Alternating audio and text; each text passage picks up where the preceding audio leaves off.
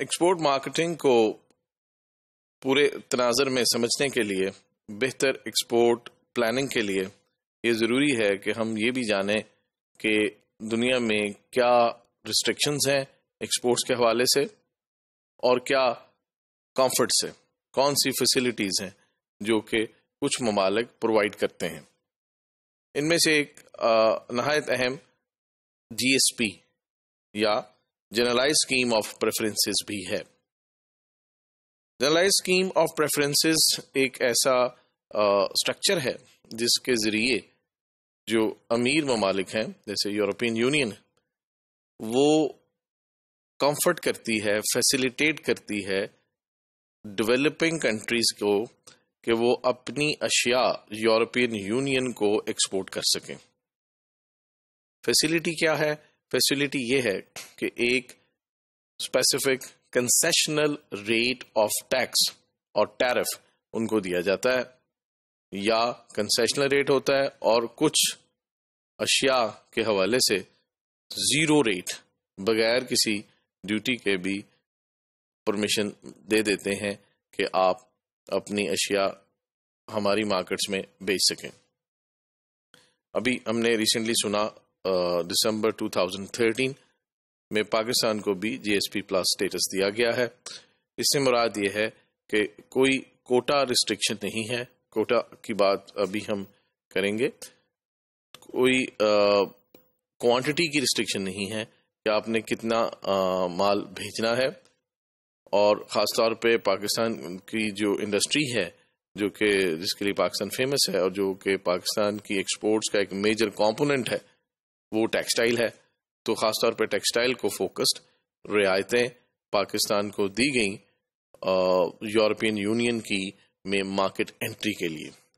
تو اس سے مراد یہ ہے کہ پاکستان کے جو ٹیکسٹائل مینوفیکچررز ہیں وہ پاکستان کی ٹیکسٹائلز کو رعایتی ریٹوں پہ بھیج سکتے ہیں یورپین یونین کے مختلف ممالک کو۔ رعایتی ریٹ سے مراد رعایتی ٹیکس ریٹ سے۔ اس کا کیا فائدہ ہوگا؟ اس کا فائدہ یہ ہے کہ ہم فرض کر لیتے ہیں کہ اگر ٹیکسٹائل سے related products European union China سے خرید رہا ہے تو اس کے اوپر فار ایگزامپل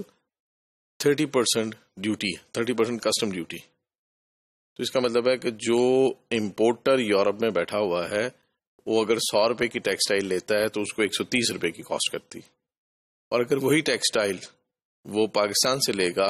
اور اس کے اوپر ڈیوٹی کا ریٹ اگر 10% ہے جی ایس پی اسٹیٹس کی وجہ سے، تو پھر وہ ٹیکسٹائل اس کو 110 روپے کی کاسٹ کرے گی۔ تو اس کا مطلب یہ ہوا کہ پاکستان سے اگر وہ امپورٹ کرے گا تو اس امپورٹر کو وہ پروڈکٹس سستے داموں کاسٹ کریں گے۔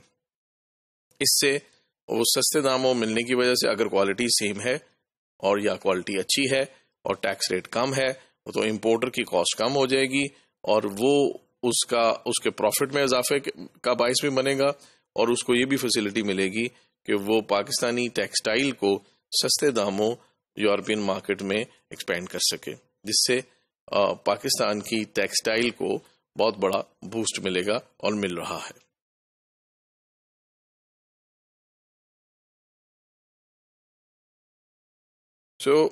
یہ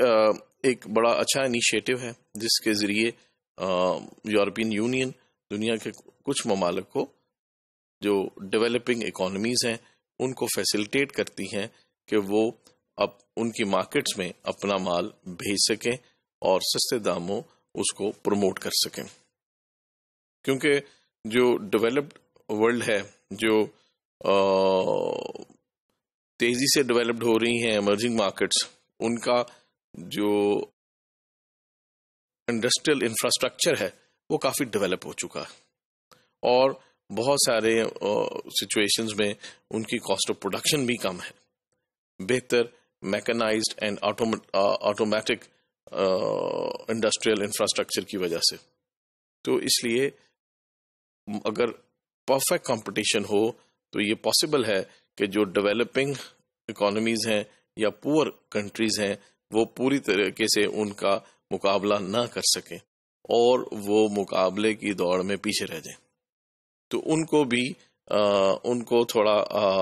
بوسٹ اپ کرنے کے لیے ان کی انڈسٹری کو یورپین یونین یہ جنرلائز اسکیم آف پریفرنسز کے ذریعے ان کو موٹیویٹ کرتی ہے.